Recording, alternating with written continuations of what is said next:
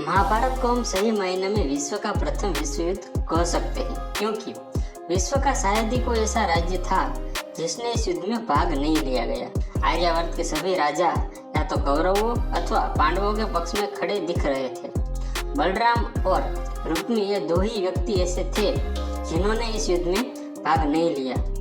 कम से कम हम सभी तो यही जानते हैं। किंतु एक और ऐसा राज्य है जिसने इस युद्ध क्षेत्र में होते हुए भी युद्ध से विरत था। वह था दक्षिण के उडुपी का राज्य। जब उडुपी के राजा अपनी सेना सहित कुरुक्षेत्र पहुंचे तो कौरवों और पांडवों दोनों उन्हें अपनी ओर मिलाने का प्रयत्न करने लगा। उडुपी के राजा अत्यंत दूरदर्शी थे। उन्होंने श्री कृष्ण से पूछा, हे माधव, दोनों ओर से जिसे भी देखो युद्ध के लिए लालायित दिखता है, किंतु क्या किसी ने सोचा है कि इन दोनों ओर से उपस्थित इतनी विशाल सेना के भोजन का प्रबंध कैसे होगा? इस पर श्री कृष्ण ने कहा, महाराज, आपने बिल्कुल उचित सोचा है। आपके इस बात को छेड़ने पर मुझे प्रतीत होता है कि आपके पास इसकी कोई योजना है। अगर ऐसा है तो कृपया बताइए। इस पर उडुपी नरेश ने कहा, हे वासुदेव, ये सत्य है। भाइयों के बीच हो रहे इस युद्ध को मैं उचित नहीं मानता। इसी कारण इस युद्ध में मैं भाग लेने की इच्छा नहीं रखता। किंतु ये युद्ध अब टाला नहीं जा सकता। इसी कारण मेरी ये इच्छा है कि मैं अपनी पूरी सेना के साथ यहाँ उपस्थित समस्त सेना का भोजन का प्रबंध करूं। इस पर कृष्ण ने हर्षित होते हुए कहा, महाराज, आपका विचार अति उत्तम है। इस युद्ध में लगभग करोड़ों योद्धा भाग लेंगे और अगर आप जैसे कुशल राजा इनके भोजन का प्रबंधन देखेंगे तो हम उस ओर से सुनिश्चित ही रहेंगे।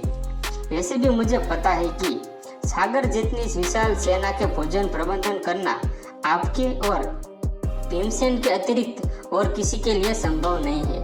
भीमसेन इस युद्ध से विरत हो नहीं सकते। अतः मेरी आपसे प्रार्थना है कि आप अपनी सेना सहित दोनों ओर की सेना के भोजन का भार संभालिए। इस प्रकार उडुपी के महाराजा ने सेना का भोजन का प्रभार संभाला। पहले दिन उन्होंने उपस्थित सभी योद्धाओं के लिए भोजन का प्रबंध किया।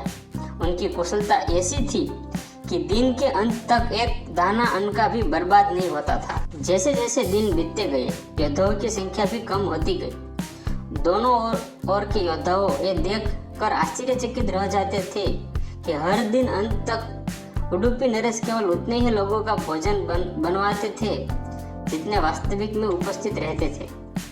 किसी को समझ नहीं आ रहा था कि आखिर उन्हें ये कैसे पता चल जाता है कि आज कितने सैनिक योद्धा मृत्यु को प्राप्त होंगे, ताकि उस आधार पर वो भोजन की व्यवस्था करवा सके। इतने विशाल सेना के भोजन का प्रबंध करना अपने आप में एक आश्चर्य था और उस पर सभी प्रकार की अन्न का एक भी दाना बर्बाद ना हो पाए, यह तो किसी चमत्कार से कम नहीं था। अंततः युद्ध समाप्त हुआ और पांडवों की जीत हुई।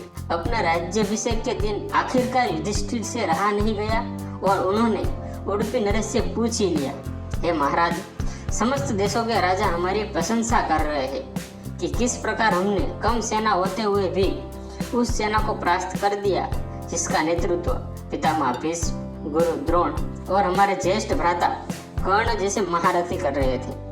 किंतु मुझे लगता है कि हम सब से अधिक प्रशंसा के पात्र आप हैं, जिन्होंने न केवल इतनी विशाल सेना के लिए भोजन का प्रबंध किया, किंतु ऐसा प्रबंध किया कि एक दाना भी अन्न का व्यर्थ ना हो पाया।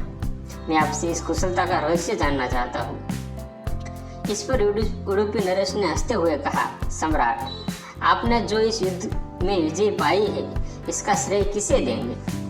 इस पर युधिष्ठिर ने कहा, कृष्ण के अतिरिक्त इसका श्रेय और किसे जा सकता है? अगर वे ना होते तो कौरव सेना को परास्त करना असंभव था।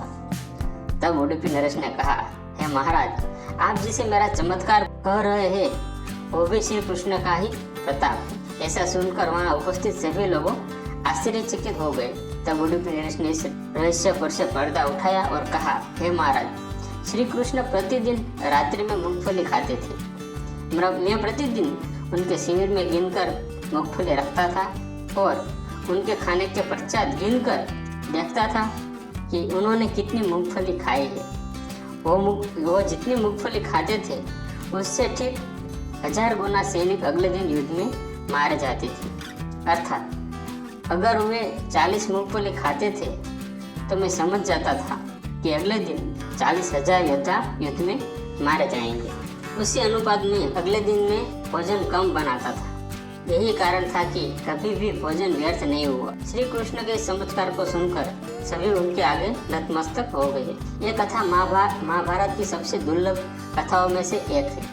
कर्नाटक के उडुपी जिले में स्थित कृष्ण मठ में यह कथा हमेशा सुनाई जाती है। ऐसा माना जाता है कि इस मठ की स्थापना उडुपी के सम्राट द्वारा ही करवाई गई थी, जिसे बाद में माधवाचार्य ने आगे बढ़ाया।